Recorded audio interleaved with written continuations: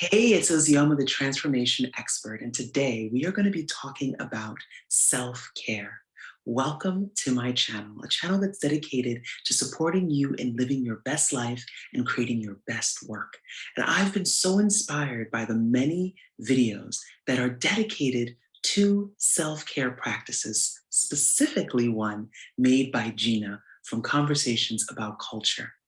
And in that video, she shared her self-care practices. And what I wanted to do was to share my favorite practices for self-care, but to do it with a particular bent.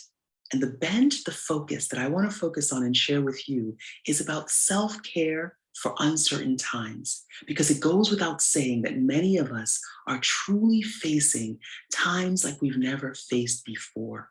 And during these moments just like these, the practice of self-care matters more than ever. So I am going to share with you what I consider to be my top tips for self-care during uncertain times. Let's get into it. The first that I want to share is about mindfulness.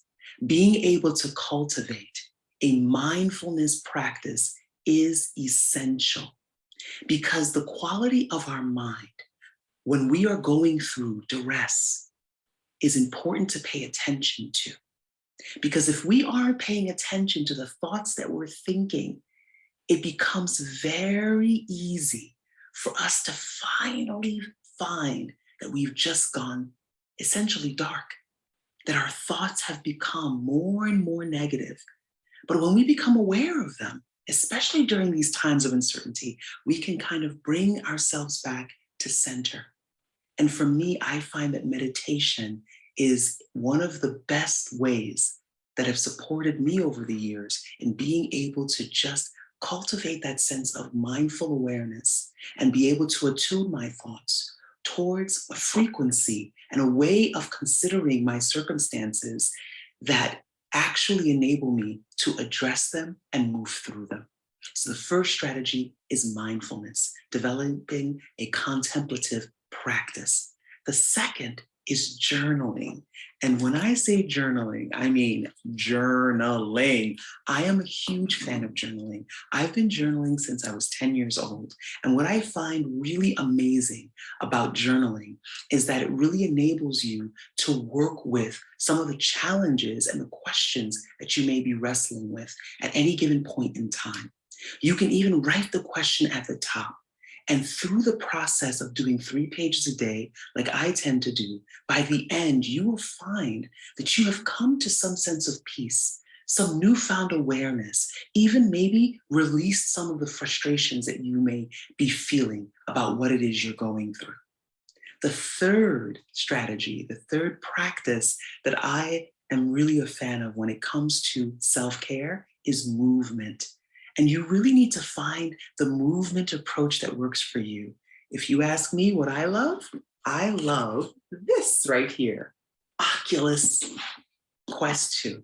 Every morning I strap on my Oculus and I do about 20 minutes of movement with whether it's a game or an app called Beat Saber, or if it's Synth Riders. It is all about moving my body in ways that release tension, that release stress, that allow the endorphins to get moving. And then from there, I find that I'm ready for my day. Maybe for you, it's a walk in the park. Maybe for you, it's a run. Maybe it's Peloton. Maybe it's a gym membership. The point is, make sure you move, because when you feel that sense of frustration or that sense of uncertainty and that tightness, the best way to move through it is by moving your body and releasing some of that frustration, releasing some of that tension that may have arisen within your body, so that you can then release that. And by releasing some of that tension, you then also begin to stabilize. And the more stable and grounded that you feel, the more you build capacity to be able to deal with uncertainty. The fourth strategy that I want to share with you is about nourishment, making sure that you are nourishing your body with high vibrational foods. When I say high vibrational foods, I'm not just talking about that woo stuff. No, it's really about making sure that you are eating whole foods, making sure that you're not snacking on junk. Because when we get stressed out and we're faced with uncertainty, it's like we just want to eat those foods that are going to make us feel good. And we can do that in a healthy way. So that's about nourishing your body, but it's also about nourishing your mind. Sometimes when we're feeling uncertainty, or maybe we're feeling angry about what's going on in the world, we tend to go on Facebook and we go down the rabbit hole. And we sometimes can find more of what is actually making us feel uncertain.